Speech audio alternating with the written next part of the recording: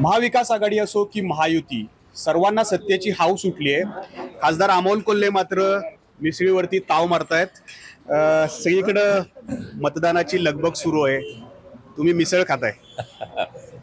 नाही, ही आमची मागच्या निवडणुकीपासूनची परंपरा आहे. मागच्या विधानसभा निवडणुकीला सुद्धा आदरणीय शरदचंद्रजी पवार साहेबांच्या उमेदवाराबरोबर मिसळ खाल्ली होती आणि मग तालुक्याचा दौरा केला होता. माझ्या लोकसभा निवडणुकीनंतर सुद्धा मतदान केल्यानंतर याच ठिकाणी येऊन मिसळ खाल्ली होती. आणि आता सुद्धा आदरणीय शरदचंद्रजी पवार साहेबांचे जे उमेदवार आहेत सत्यशील दादा शेरकरांबरोबर आता मिसळ खाऊन आता तालुक्याच्या दौऱ्याला बाहेर पडणार आहे. खरं तर तुम्ही हे ताव मारताय खरा, पण जे रस्त्याचा झणझणीतपणा होता तो प्रचारात बऱ्याच ठिकाणी दिसला. शेजारच्या आंबेगाव मतदारसंघात दिलीप वळसे पाटलांना थेट गद्दार या ठिकाणी पवारसाहेबांनी म्हटलं, परंतु तोच विरोध किंवा तितकाच आक्रमकपणा इतर दुसरीकडे दिसला नाही. बऱ्याच ठिकाणी हा तुम्हाला खरं तर दिसला.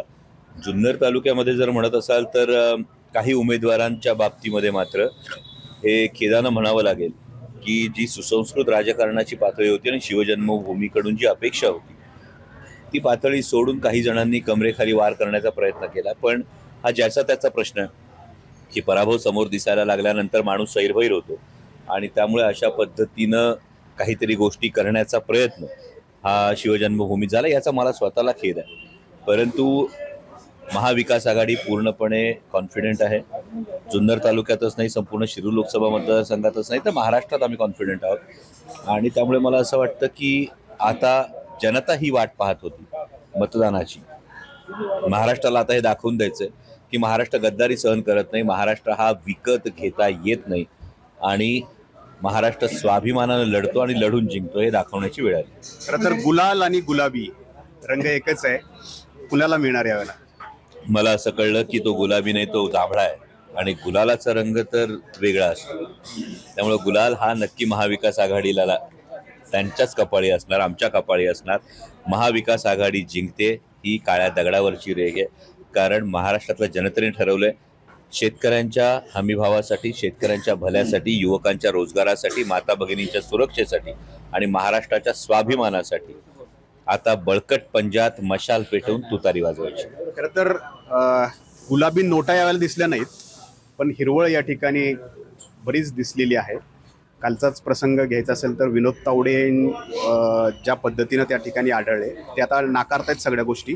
परंतु जे काही घडलं आणि ते निवडणूक मतदानाच्या आदल्या दिवशी घडलं ते अत्यंत दुर्दैवी आहे. आणि एखाद्या राष्ट्रीय पक्षाचे राष्ट्रीय महासचिव जर अशा पद्धतीनं हे करताना दिसले आणि जरी त्यांनी नाकारलं असलं तरी सुद्धा माझ्या माहितीप्रमाणे त्यांच्यावर काहीतरी 3 गुन्हे हे वेगवेगळे दाखल झालेले आहेत. आणि भारतीय जनता पक्षाला हे कळून चुकलेलं आहे की 2 वर्षापत त्यांनी ज्या पद्धतीनं पक्ष फोडले, नेते फोडले, ज्या पद्धतीनं महाराष्ट्रातले रोजगार हे परराज्यात जाऊ दिले, हे जनतेला आवडलेलं नाहीये आणि जनतेनं महायुतीला सपशेल नाकारलंय. हे महायुतीला, भारतीय जनता पक्षाला समजलेलं आहे आणि म्हणून त्यांच्या राष्ट्रीय महासचिवांवर ही वेळ आली असावी.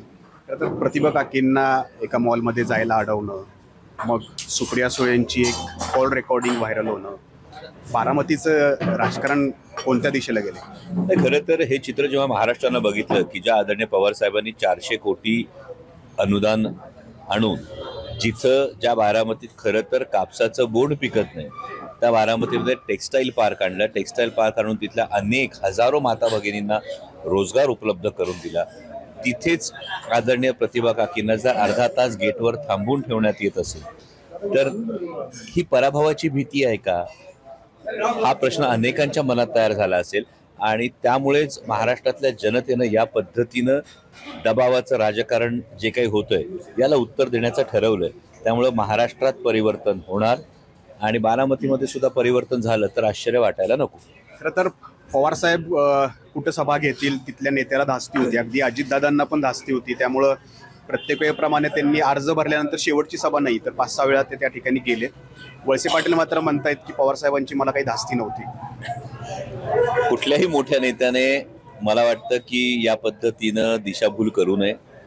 जर ज्यांना धास्ती नव्हती ते गावोगावी का फिरत होते? मग त्यांना त्यांच्या पक्षाचे आमदार निवडून आणण्यासाठी बाहेर नाही जावं असं वाटलं? हा प्रश्न तर अनेकांना पडलेला असेल. स्वतः तुम्ही बारामतीचे म्हणत असाल तर इथून मागे बारामतीमध्ये अर्ज भरल्यानंतर थेट शेवटची सभा घेतली जायची. त्या बारामतीमध्ये सुद्धा दिवसाला अनेक गावं ही घेतली जात होती. कारण यामध्ये एक फार महत्वाची गोष्ट, इथून मागच्या ज्या निवडणुका होत्या ज्या निष्ठेच्या होत्या, पवारसाहेब पाठीशी असतानाच्या होत्या, यावेळची मात्र ज्यांनी पवारसाहेबांची साथ सोडली त्या प्रत्येकाला ठाऊक होतं की पवारसाहेबांचा आशीर्वाद आता पाठीशी नाही आणि जनता मात्र पवारसाहेबांच्या सोबत. मिसळचा आस्वाद घेतलाय, सत्तेची चव चाकायला मिळेल. 100% महाविकास आघाडीच्या किमान 160 ते 165 जागा निवडून येतात.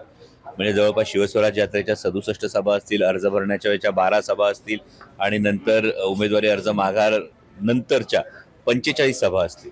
एवढं महाराष्ट्रात फिरल्यानंतर 100% ही खात्री आहे, महाराष्ट्रातल्या जनतेने ठरवले महाराष्ट्र सुरक्षित हातात द्यायचा आहे आणि त्यासाठी महाविकास आघाडीचं सरकार आणायचं. तर मिसळ खाता खाता, मिसळची चव चाकता चाकता सत्तेची चव महाविकास आघाडीला चाकायला मिळणार का, हे 23 तारखेला स्पष्ट होईल. कोल्हे मात्र विश्वास व्यक्त करतायत सत्ता महाविकास आघाडीची. नाजिम मुल्ला, एबीपी माझा, पिंपरी चिंचवड. एबीपी माझा, उघडा डोळे बघा नीट.